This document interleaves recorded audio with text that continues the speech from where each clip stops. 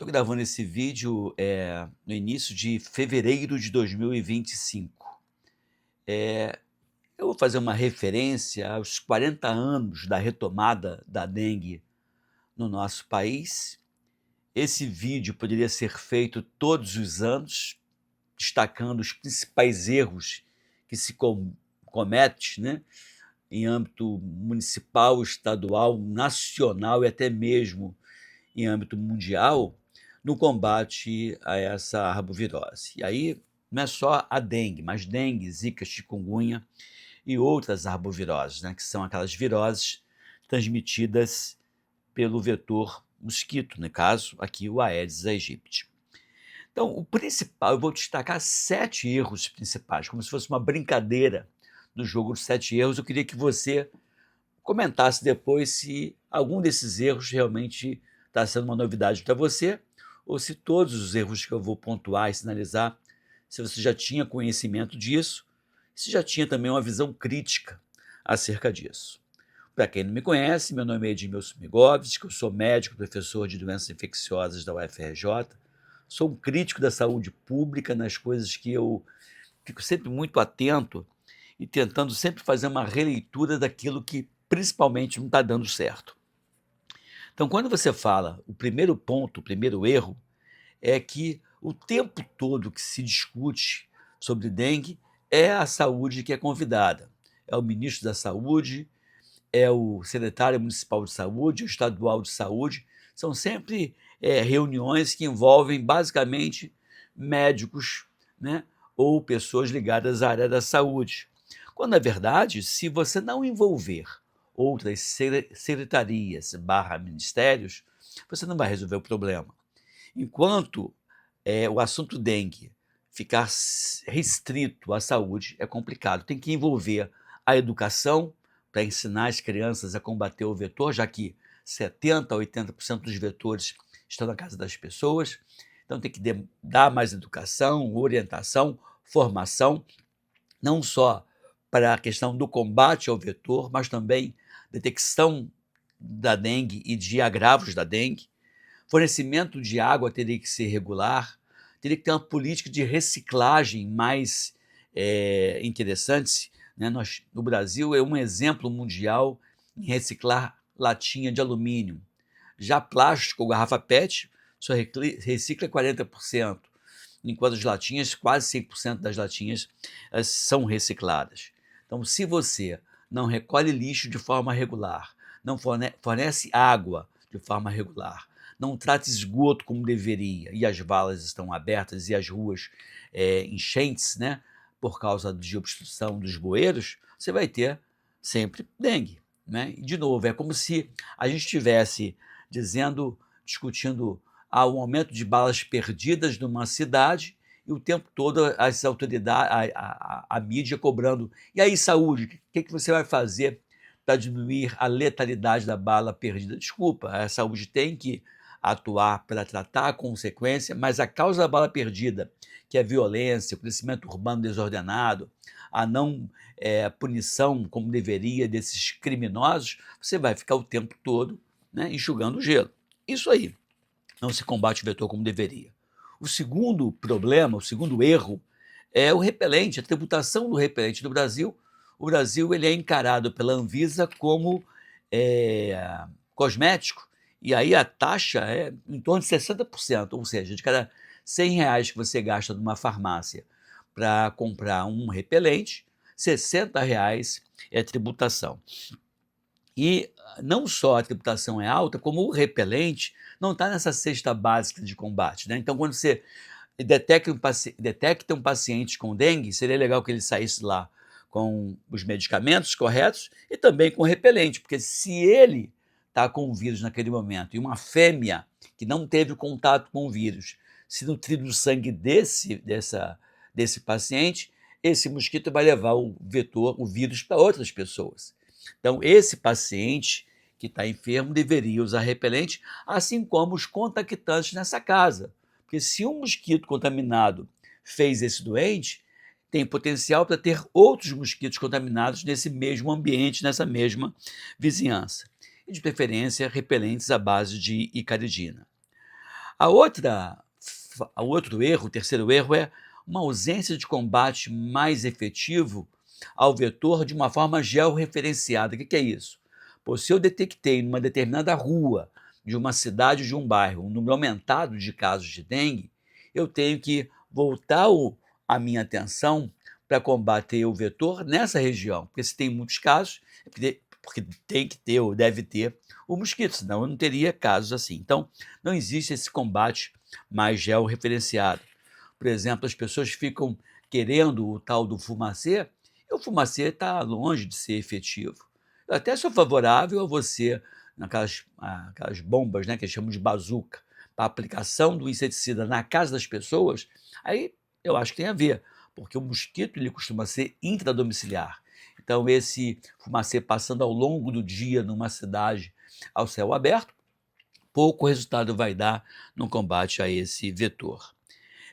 Outro fator que eu vejo que seria o responsável pelo aumento da letalidade da dengue, ou seja, do agravo da dengue, é que as pessoas não são orientadas para detectar, observar os sinais de agravo.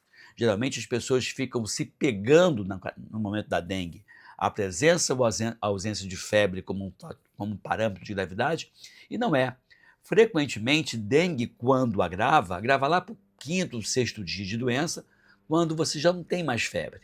E é nesse momento que a população relaxa e eu me preocupo, porque se você está lá para o quarto, quinto dia de dengue e você começa a ter dor abdominal mais forte, vômitos, sangramento e queda da pressão arterial, meu caro, isso é dengue grave. Volte ao atendimento médico, mesmo que você tenha ido, fui para o médico hoje de manhã, piorei a dor abdominal agora de tarde, tive lá de manhã, estava com uma pontinha de febre, agora eu estou sem febre, não vou voltar. Ele vai manter a mesma medicação. Então, gente, a princípio dengue grave se o cidadão tiver dor abdominal intensa, vômitos, sangramento, no caso da mulher, um fluxo menstrual aumentado, ou sangramento gengival, sangramento nasal. E o outro ponto é a queda da pressão arterial. Então, se isso acontecer, volte para o atendimento médico. Porque dengue tem essa característica, pode agravar muito rápido, mas quando você hidrata de uma forma mais agressiva nessa fase crítica, o paciente sai mais fácil desse quadro crítico. O outro erro é o uso do antitérmico. O que mais se prescreve é o que deveria ser proscrito. O que se prescreve deveria ser proscrito, deveria ser proibido. É o uso do paracetamol, que não tem uma ação antitérmica tão boa assim, nem analgésica, principalmente em pacientes com dengue, e esse paciente acaba tendo que repetir essa medicação e você acaba correndo o risco de aumentar a lesão hepática. O vírus da dengue, ele é um flavivírus, da mesma laia, da mesma turminha do vírus da hepatite C, e a atração pelo fígado esse vírus tem. Então, o paciente tem hepatite pelo vírus da dengue com uma frequência de quase 100% dos casos. Então, fique atento. E a segunda causa de morte no paciente com dengue é a falência hepática. Aí você, para piorar mais ainda, vai fazer o antitérmico chamado paracetamol, que é o antitérmico que mais agride fígado. Inclusive, nos Estados Unidos e na Inglaterra, a causa principal de falência aguda do fígado é o uso abusivo desse medicamento. A outro ponto que é errado, e aí seria algo de uma ação da saúde pública, é colocar nas unidades de atendimento de dengue, nas UPAs, por exemplo, colocar ultrassom para avaliar acúmulo de líquido no tórax, o ascite, que seria acúmulo de líquido na cavidade abdominal, ou até mesmo o aumento, a espessura da parede da vesícula, que são sinais que quando você vê no ultrassom, que é um exame não invasivo, tem aparelhos que custam 12, 13, 15 mil reais, isso cá entre nós não é nada no âmbito da saúde pública. Para você ter um ultrassom, não precisaria ter um profissional altamente capacitado, ele pode ser treinado para detectar esse tipo de problema, que quando tem acúmulo de água, de líquido, né, na pleura ou no abdômen, ou o espessamento da vesícula, isso tende a ser dengue grave, e esse paciente deveria ficar mais tempo em observação, não daria alta para ele. É o sexto erro. E o sétimo erro é que nesse rol de medicamentos que a gente faz, que a gente vai até hidratar, geralmente usa o antitérmico errado, acabei de falar, mas o que eu sinto falta é que não existe o antiviral. Tem um trabalho feito pela minha equipe, pelo meu time da UFRJ, o professor Davis Ferreira, a gente fez juntos esse trabalho. Nós testamos em laboratório, em cultivo celular, o vírus da dengue e observou-se que nitazoxanida teria uma ação antiviral. Ivermectina tem ação antiviral? Tem também, mas você vê que as pessoas não prescrevem. E outra coisa, não adianta iniciar esses medicamentos lá para o quinto, sexto dia, quando o paciente já agravou e o vírus já replicou o que tinha que replicar. Como eu uso o antiviral como uma medicação para diminuir a replicação do vírus e diminuir a carga desse agente infeccioso, tem que fazer o quanto antes, logo nas primeiras 24, 48 horas. E isso não faz, ninguém faz. Porque não tem estudos, mas tem evidências clínicas para isso. Tem estudos de laboratório que mostram que tem ação. Tem evidências clínicas que apontam que esses medicamentos funcionam bem. Mas como não interessa para a indústria fazer uma pesquisa para realmente elucidar essa dúvida, porque são medicamentos sem patente, isso deveria ser feito, conduzido pelo governo, com apoio de governo, né? Para a indústria não interessa, então ninguém faz.